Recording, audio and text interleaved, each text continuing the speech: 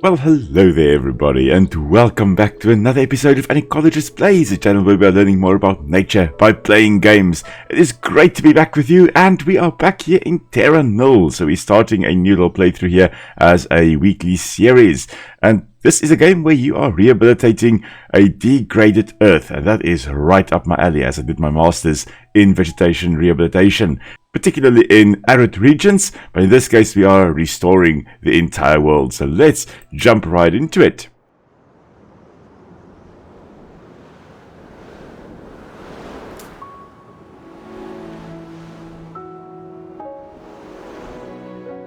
So the idea here is that the world has been completely degraded, and it is up to us, with the help of this little book over here on restoration, to bring it back to its former glory.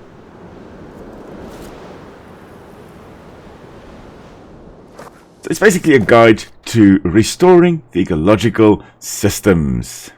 We're going to be playing on Ecologist difficulty, since I am an ecologist after all. I'm a gardener as well, but I'm definitely not an environmental engineer. So let's play on Ecologist difficulty. And here we go. So for the first part, we are going to start with this little small square, but we're going to be very quickly moving on to a larger area. So let's go through the tutorial section. And now we can start placing our stuff. And later on in the episode, we will be moving on to some more challenging stuff. But we start with a wind turbine, and we can place these only on rocky areas. And then from there, we can place these toxin scrubbers. Now, the idea here is this entire wasteland is degraded. It is a horrible, horrible place. It's polluted, and we need to get rid of those toxins. And we get rid of them, in this case most likely, by using bacteria. And this is through the process known as bioremediation. Bio referring to living, and remediation referring to removal of bad stuff, making it better. And we are using bacteria in this case to try and make the soil environment better. You can't really support plants if you have a horribly degraded environment. Of course, another thing you need is water. We need to be able to keep plants alive, and we're going to just quickly spray some water all over this place here. And there we go, we have our first plants. The first greenery is coming back. And there we go, we have a nice little area finally taken care of. I love the artwork in this book. It really, really is just amazing. I mean, here we've got ginkgo, which is a very ancient type of gymnosperm or cone-bearing plant. We've got a whole bunch of fungi. That looks like almost like death cap, actually. That looks like Amanita muscaria, the fly agaric. And this is South Africa's national flower, the king protea, Protea cynaroides. I mean, look at this artwork here. Here's a little pincushion, which is also in the fynbos, where I am. There's another little ginkgo. There's some kind of lichen. We'll talk about them, I think, in the third or fourth episode. Arctic fox over there, Monstera deliciosa, sunflower, sea turtle, some kind of cone shell or conch shell. Actually, not cone shell, conch shell. That is actually a mupani tree, which is a savanna tree from South Africa, and then that would be some kind of conifer tree. But the idea is, we've got the first step of restoration is to restore water and plant life, and that is very important, especially if you're looking at arid regions. You need to be sure that the plants that are growing there will have enough water to survive, and that's what we are basically doing here. So we're going to be doing that in a moment as well. After that, we'll be able to move on to getting the habitat sorted, and then we can bring in the animals. So let's increase the greenery in this little square. We can do that by just placing some more wind turbines, placing some more toxin scrubbers, and then just placing some more irrigators that will greenify the area. And look at this, we've got a small little green landscape in the barren wasteland of Terra Nil.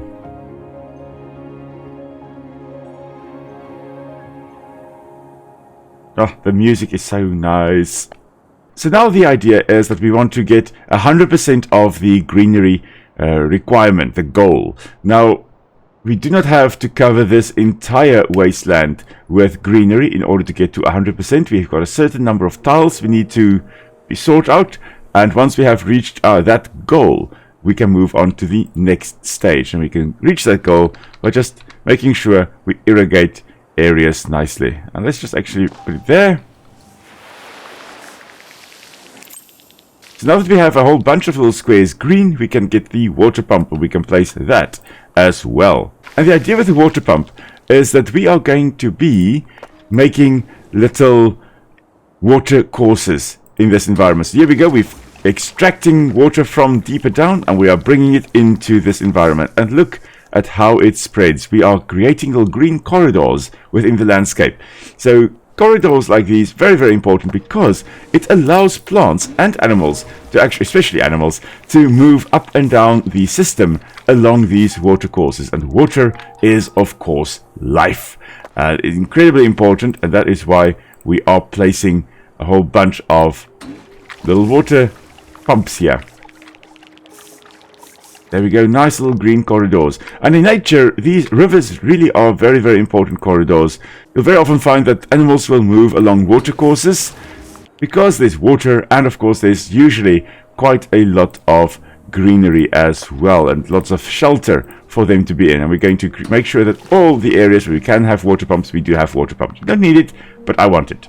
So, let's have a look here. We need some toxin scrubbers, make it nice over here. And a bit more greenery. There we go. Vroom. That's nice. Now you can see there we're running low on money, but we can fix that relatively easily by just making sure that we place our little irrigators over here. And there we go. We are back in the pound seats.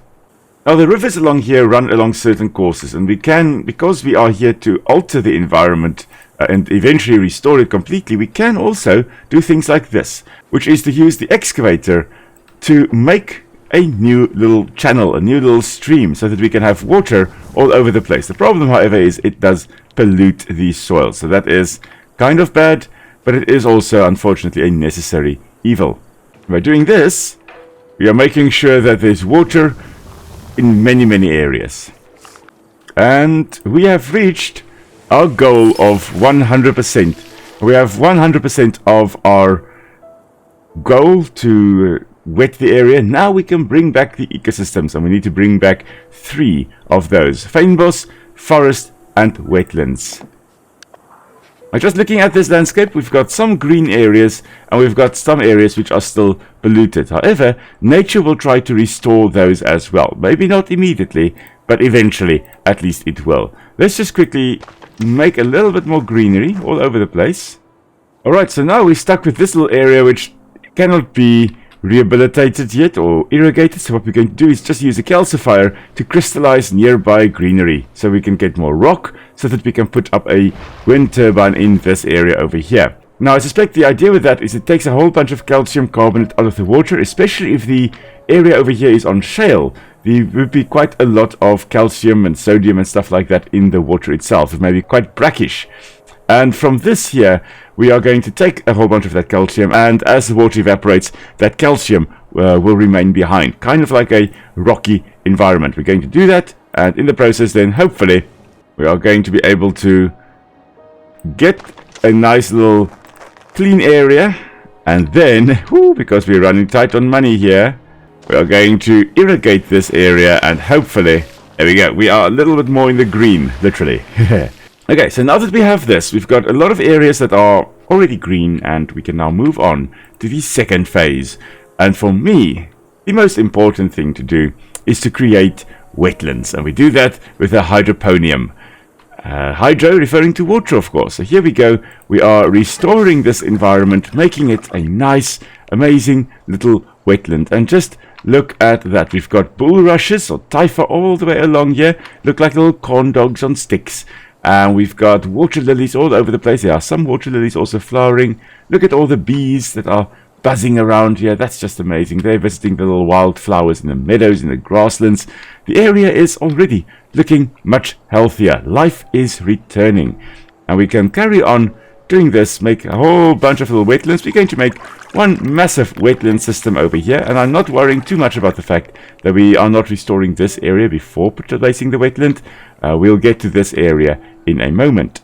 Now we've got a quota at the top here that we need to actually meet for forest, for wetland, and for fynbos, and we now have enough wetlands that we have met our quota for that.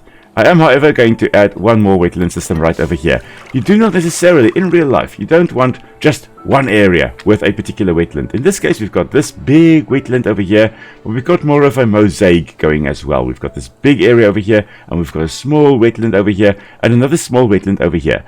The reason you don't want one continuous wetland, for example, or one continuous forest or something like that, you do want large patches, yes, but you don't want all of it in one area. Same reason you don't want all your eggs in one basket. If there's some kind of disturbance, like a disease outbreak or a massive fire or whatever, the whole area doesn't get destroyed. The whole habitat doesn't get destroyed.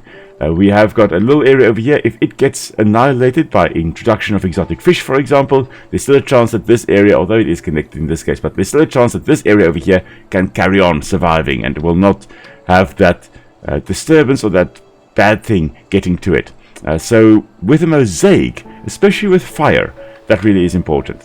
Now that's one thing we've done thus far. We've now finally put in some wetlands. The next habitat we need to put in would be fynbos. And fynbos we'll put in by having beehives. And look at all these bees already in the meadows. We're going to put a nice little beehive up in the tree. And look at this. This is fynbos. This is South Africa's amazing little biome. And it's found only on the southern tip of Africa, here where I am. We are going to get fynbos. Fynbos meaning fine bush, because a lot of the plants over here, and you can kind of see that with these smaller plants over here, they've got very, very small leaves. They are characterized by small leaves. And they also will have a lot of volatile oils in them. In other words, oh boy, they love fire. They love burning. They really are a fire-driven ecosystem. And I'm actually talking to my students about that as well at the moment. Well, I'm not currently here where I'm sitting, but in my lectures, I am talking to them about that as well. And now we'll place another beehive over here to start this system as well, to kickstart a nice little fynbos patch over there. And then one last one I do believe we can have in this area.